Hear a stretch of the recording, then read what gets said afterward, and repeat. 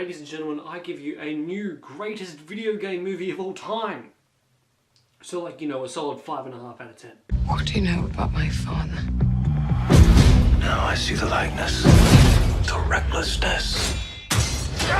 Close the tomb once and for all. The fate of humanity is now in your hands. Tomb Raider stars Alicia Vikander and Walton Goggins, and it is the reboot of the Tomb Raider franchise, which originally starred Angelina Jolie. Now it stars Alicia Vikander, and it's set in modern day London. Alicia Vikander plays Lara Croft. She lives in London. She hasn't accepted her father's fortune, so she's still sort of looking for him and hoping he's alive in a way. And she thinks she found out where he might be, and it turns out he's in this like isolated island in like the middle of near Japan, because he's looking for some sort of curse or whatnot, and that she thinks that he might still be there. So she goes there to find him, and she ends up coming across Walton Goggins, who's there, and she gets to deal with him. Like I said in the intro of the video, Tomb Raider is the best video game movie of all time. That's an incredibly low bar to break.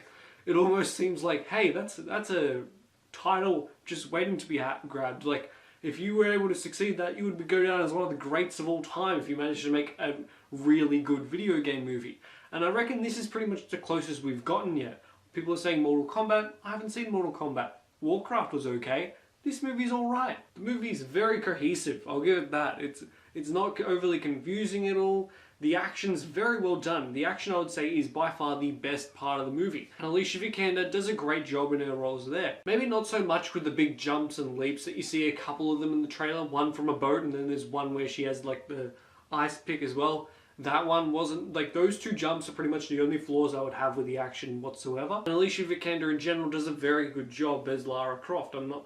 Her performance was just really good. How faithful it is, I don't know. I actually haven't played the Tomb Raider games. I just think her performance is very good.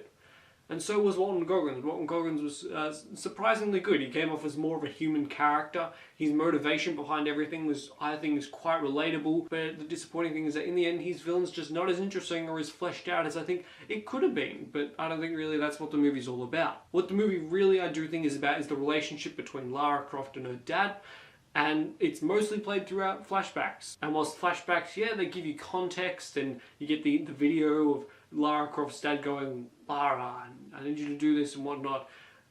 Like, pretty much the relationship between Lara and her dad really bogged down the movie. The flashbacks in the movie were by far the most boring part of the movie. I just wasn't interested or invested in young Lara Croft as much as I was in old Lara Croft. Because old Lara Croft was going through like, oh, she's in London, she's a bit of a scrapper, she likes to fight things a lot. And then you go back to her when she's 8, and she's just standing out the front waiting for her dad to come back. Like, they're very different. One's more interesting than the other. That relationship just did not interest me at all, but they bring it up so much in the movie that I just wasn't as interested in the movie. Like, there are long stretches where you're just not fully invested, and I think the movie wants you to be. Like, it tries to have some sort of emotional arc for Lara, and it doesn't work at all. The visual effects, I feel like I have to talk about just briefly as well. Very well done.